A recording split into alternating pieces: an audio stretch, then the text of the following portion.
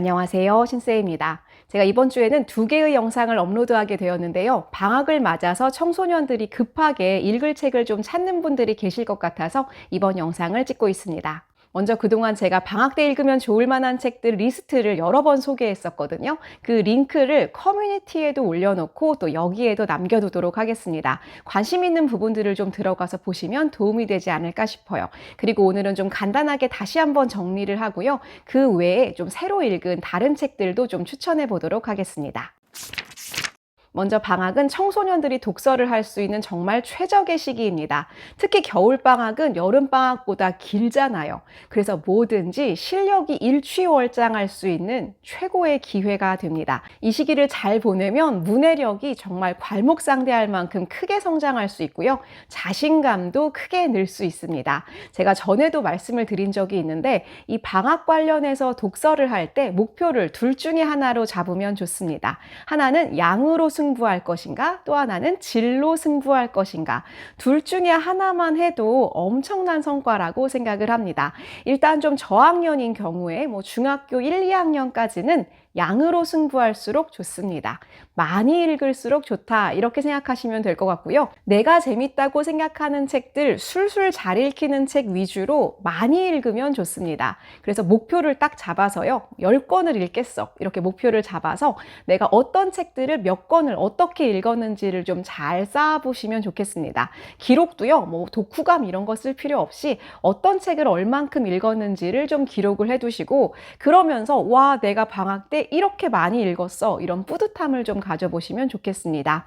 나는 그래도 어느 정도 독서를 좀 해봤다 라고 하는 친구들이나 좀 고학년 이제 중학교 3학년이 된다 또는 고등학생이 된다 이런 친구들은 질로 승부해 보시면 좋겠습니다. 이런 친구들은 어느 정도 그래도 문해력이 좀 기본이 잘 되어 있다 이런 친구들인데요. 그동안 내가 읽어보지 않았던 새로운 장르의 책이나 좀 더 수준 높은 책에 도전하는 거죠. 이렇게 한번 하고 나면 문해력이라던가 어휘력, 이해력이 정말 눈에 띄도록 성장할 수 있을 것 같습니다. 둘 다 좋은 방법이에요. 어쨌든 간에 둘 중에 하나 목표를 잡고 시작해보면 좋겠다는 생각이 듭니다. 오늘은 그동안은 소개해드린 적이 없는 책을 좀 몇 권 보여드리도록 하겠습니다. 첫 번째 책은요. 한강 작가님의 동화책 내 이름은 태양꽃입니다. 이 책은 초등학교 중학년부터도 충분히 읽을 수 있고요. 동화책입니다. 정말 얇고요. 글씨도 이렇게 큼직큼직하게 되어 있습니다. 초등학교 중학년부터 읽으면 좋겠다고 말씀드렸지만 어른을 위한 동화가 되기도 합니다. 제가 책이 좀 잘 안 읽힐 때 이 책을 읽으면서 굉장히 가슴에 묵직한 감동을 느끼고 좀 힐링을 느끼기도 했습니다. 그리고 이 책에 대한 교훈은 어렵지가 않아요. 한강 작가님의 책 하면 되게 어려울 것 같잖아요. 그런데 이 책은 동화로 쓰여졌고 그 다음에 여기서 말해주려고 하는 그런 의미도 어렵지가 않습니다. 그래서 학생들이 좀 쉽게 읽어볼 수 있을 것 같고요. 양으로 승부할 때 읽을 수 있는 책에 들어간다고 보실 수 있을 것 같아요. 일단 노벨상 수상작가의 책들은 만만하지가 않습니다. 특히 저학년 학생들이 읽기는 너무나 어렵잖아요. 그런데 이런 동화책을 써주셨으니 얼마나 좋아요. 노벨상 수상작가의 동화책, 저학년 학생들부터 읽을 수 있는 책으로 추천드립니다. 두 번째로 보여드릴 책도 역시 한강 작가님과 관련이 있는 책입니다. 한강 작가님의 추천 동화책인데 저도 되게 감동적으로 읽었거든요. 일론 비클란드의 사자왕 형제의 모험이라는 장편 동화책입니다. 저도 한강 작가님 추천을 보고 이 책을 알게 되는데 말괄량이 삐삐의 작가님이라고 하시더라고요. 그리고 이 책을 왜 추천하셨는지 너무나 잘 알겠더라고요. 사실 우리가 한강 작가님의 소년이 온다 같은 책 읽기가 너무 힘듭니다. 그래서 저는 청소년들에게 쉽게 추천은 좀 못하겠어요. 왜냐하면 읽으면서 너무 힘드니까요. 그런데 이 책은 읽을 수 있고 그리고 사실 같은 맥락을 가지고 있는 책입니다. 읽으면서 살짝 놀랬고 이 책에서 많은 영감을 받으셨구나 라는 걸 알 수 있었어요. 일단 이 책은 두 형제의 이야기인데요. 정말 놀라운 게 동화책인데 두 형제의 죽음으로부터 시작이 됩니다. 하지만 죽음이 끝이 아니고요. 거기에서부터 모험이 시작됩니다. 새로운 세계에서 모험을 하는데 그 죽음 이후에 평화로운 세계에서 이 주민들의 행복을 빼앗아가는 독재자가 나타납니다. 그리고 이 독재자에게 저항하고 대항하는 모험 이야기예요. 어디서 많이 들어본 이야기 같지 않으신가요? 그리고 우리의 현실과 같이 느껴지기도 합니다. 그리고 마지막 결론도 역시 정말 가슴이 묵직하게 끝나요. 그리고 이 한강 작가님의 작품 세계의 특징이 산자와 죽은 자의 만남입니다. 이 책에서도 역시 산자와 죽은 자의 만남이 느껴지기도 하고요.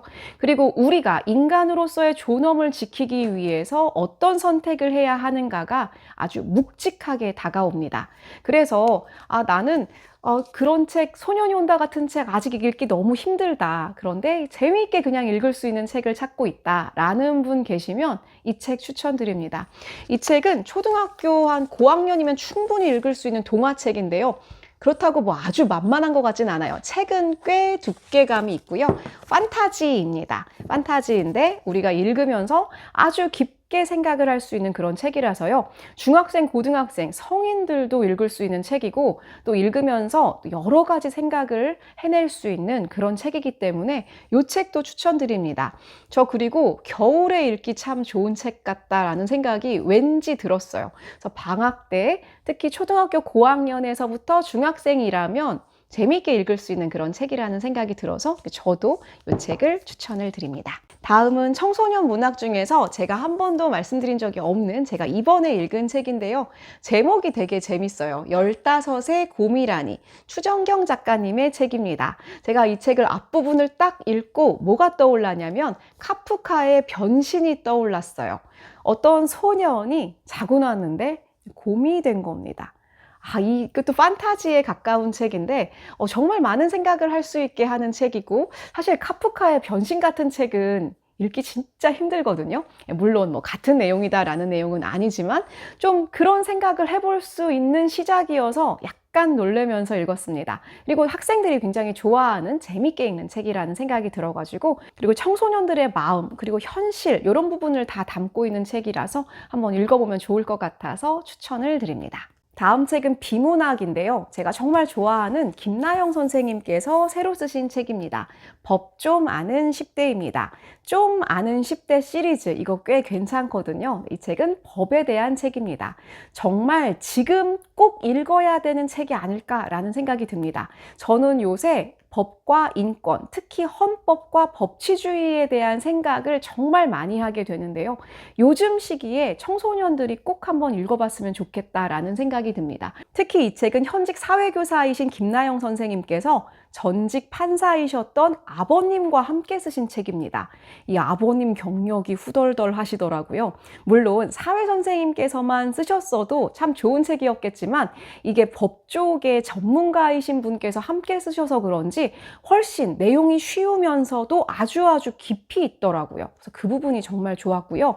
그리고 내용도 되게 감동적입니다. 그저 그냥 법이란 무엇인가 이런 것뿐만 아니라 우리가 깊이 있게 생각을 할 수 있는 다양한 이슈들을 담고 있어요. 책이 사실 굉장히 얇거든요. 그럼에도 불구하고 책의 무게는 아주 묵직합니다.